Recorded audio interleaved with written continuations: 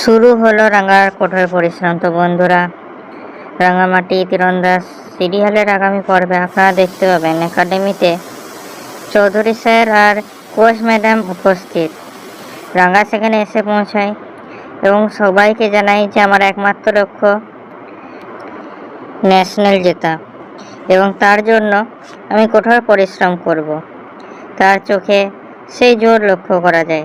Chowdhury sir বলেন যে তুমি আমাদের একমাত্র ন্যাশনালে সুযোগ পাওয়া খেলোয়াড় এবং তোমাকে কঠোর আর পরিশ্রম করানোর প্রয়োজন। তাই জন্য তোমার নতুন ট্রেনার আসবে যার নাম সম্রাট সেন। তিনি কঠোর, অভিজ্ঞ এবং অযোগ্যের জন্য সহায়ক নয়। এখানে আমরা পরে দেখতে পাবো যে সম্রাট সেনের গাইডে রাঙ্গাকে ট্রেনিং নিতে হচ্ছে এবং তার সকল কথাই মানতে হচ্ছে রাঙ্গাকে। অন্যদিকে রাঙ্গা চৌধুরী মাস্টার চলে যাওয়ার পর ভাবে মনে মনে যে একলব্য এই তীর ধনুষটা আমাকে পাঠিয়েছে, এবং অন্যদিকে একলব্য মনে মনে ভাবে যে তীর ধনুষটা এতক্ষণে ডেলিভার হয়ে যাওয়ার কথা, তাহলে এখন অবধিও ফোন এলো না কেন? তাহলে কি সে পায়নি? অন্যদিকে গাহিরি সেটা বুঝতে পারবে, বলে আরে তুমি চিন্তা করো না, তুমি তো জানোই ওর প্র্যাকটিস চলছে, সেখানে ব্যস্ত। অন্যদিকে পাড়ার এক কাকিমার সঙ্গে একলব্য এবং আহিরি দেখা হয়, যেখানে কাকিমা বলে যে তোমার বউ থাকতে কোন মহিলার হাত ধরে তুমি ঘুরে বেড়াচ্ছ, একে? এবং এখানে রাঙ্গার সৌন্দর্যের আর গুণের তারিফ করতে থাকে সেই কাকিমা। একলব্য নির্বিকার হয়ে থাকে, কারণ কি তার মনে অন্যই বেদনা রয়েছে। অন্যদিকে বসু কুটিরে দেখতে পারি যেখানে ময়না রান্নাঘরের কাজে ব্যস্ত এবং রাঙা না থাকাতে বাসন মাজা থেকে রান্না করা সব কাজই রাঙান ছাড়া, ঘরে কোনো কাজই হচ্ছে না রাঙা ছাড়া। যেখানে বৃন্দা বসে বলে যে আমার আর হচ্ছে না, আমার হাতে প্রচুর ব্যথা করছে।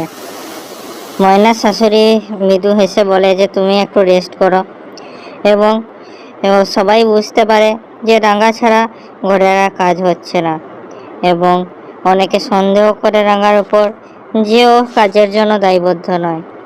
অন্যদিকে একলব্যর বাবা রান্নাঘরের দিকে গিয়ে দেখে যে ময়না বৃন্দা প্রচুর ব্যস্ত।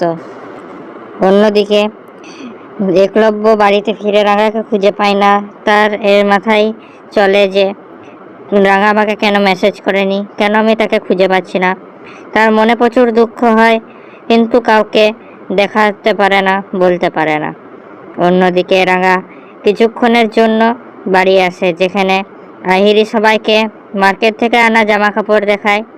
তখন রাঙা বলে ময়নাকে যে তোমার কি বাসনপত্র সব হয়ে গেল?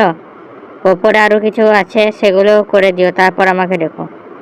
যেখানে ময়না ছুটে রান্নাঘরে যায়। সবাই কাজে ব্যস্ত, কিন্তু রাঙা তাও সবার উপর লক্ষ্য রাখে। অন্যদিকে একলব্য রুমে গিয়ে দেখে যে দোলা ধনুষ তীর সব ফুলে সাজানো আছে এবং একটি চিঠি আছে যেখানে থ্যাংক ইউ লেখা আছে। একলব্য সেটা পড়ে খুশি হয় এবং মনে মনে ভাবে যে নিশ্চয়ই রাঙা আমাকে সারপ্রাইজ দিতে চাইছে।